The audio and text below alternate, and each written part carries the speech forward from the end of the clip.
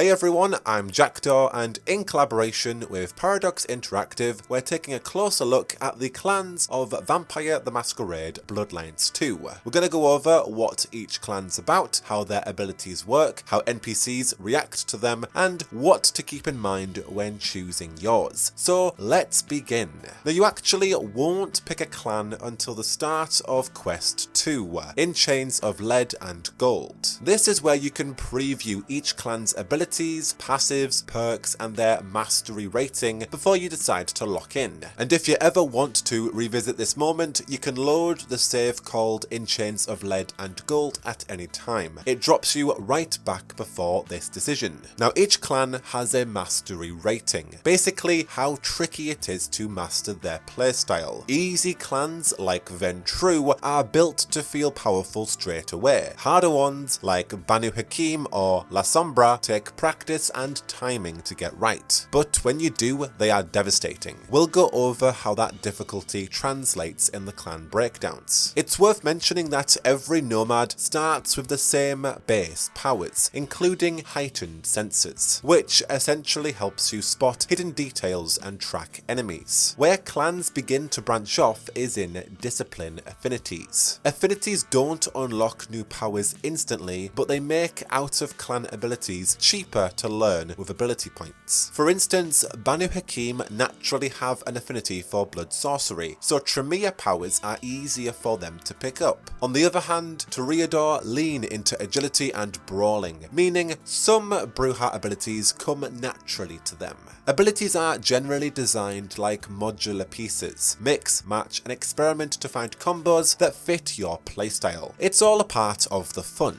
Okay, let's talk clans. First up, Brujah, the learned clan. Brujah thrive in fast, aggressive, close quarters combat. They use charge to blitz across the room, earthshock to send shockwaves through the floor, taunt to draw enemies in, and lightning strike for rapid, multi-target hits. Their passive, Brutality, boosts melee damage after feeding, while their perk, Spark of Rage, extends that bonus to kills, keeping that momentum rolling. And their mastery rating is normal, perfect for players who like to dive headfirst into fights. Second, we have the Tremere, the Broken clan. Tremere are ranged, tactical blood mages who turn combat into calculated chaos. Blood Salvo fires rapid bursts of blood projectiles. Cauldron of Blood cooks enemies from within. Blood Curse marks them for explosive ruptures, and Recall lets you snap back to safety. Their passive, Corrosive Touch, melts enemies after feeding, and their perk, Blood of Potency, restores extra vitae to a random ability every time you feed, keeping your spells ready to cast again that much sooner. Their mastery rating is normal, ideal for players who like precision, setup, and watching a plan pay off. Thirdly, Banu Haqim, Clan of the Hunt. Banu Haqim are stealth assassins who live for silence and precision. Unseen Aura turns you invisible. Mute silences a target completely. Split Second slows time for perfect positioning, and Bladed Hand finishes the job in one clean motion.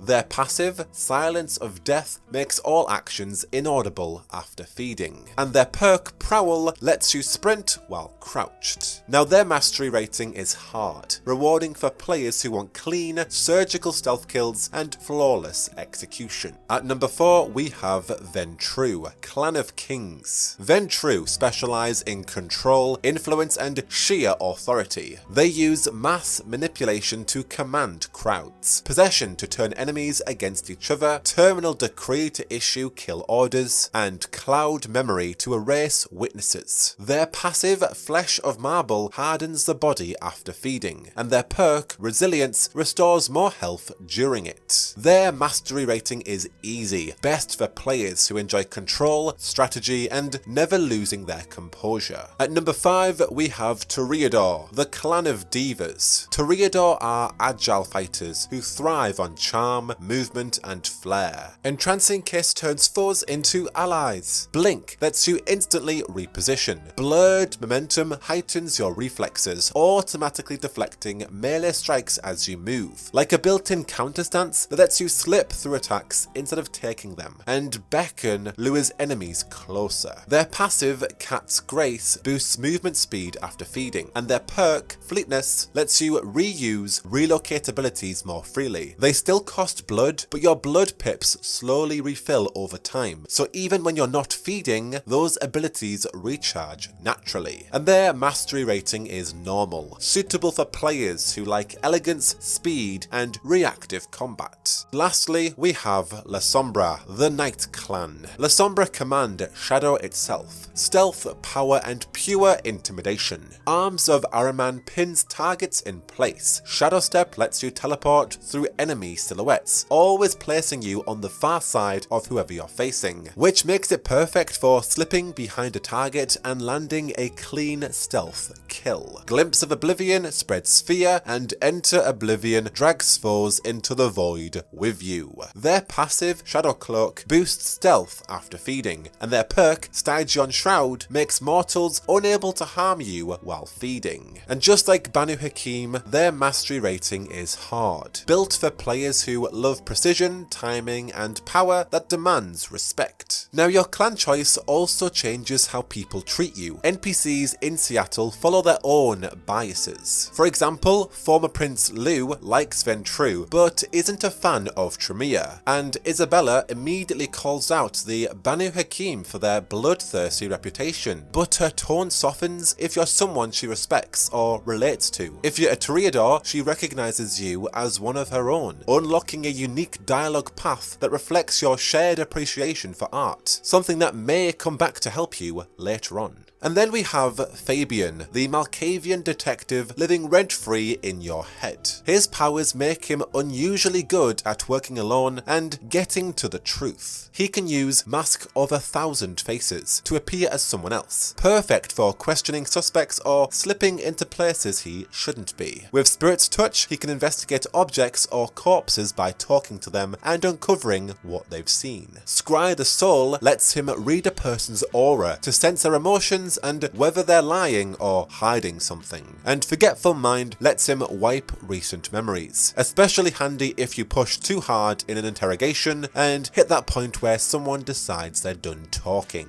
Before his embrace, Fabien was a conspiracy theorist convinced vampires were real, until his sire, Gideon, turned him to serve the Camarilla's Masquerade. Now he hides behind a noir detective persona to hold on to his humanity, a tether to the man he used to be before becoming a monster. Now, abilities are built to work together as clans. For example, use Tremere's Blood Curse on a target, then Ventrue's Possession to make them attack their allies. When they take damage, the curse detonates, taking everyone else with it. Clean, elegant, and deeply satisfying. Now, Seattle's mortals might not know your clan, but they'll definitely judge your style. Outfits are unlocked as you gain clan or cross-clan abilities, and while they aren't tied to a single clan, each reflect a certain attitude: intimidating, seductive, wealthy, or street-worn, and every reaction feeds into blood resonance, the emotions that flavour a person's blood. Dress cheap or grungy, and the sex workers will brush you off, while the homeless think you're after their spot. Wear leathers and you'll intimidate the rich, but to an angry biker, you look like one of their own.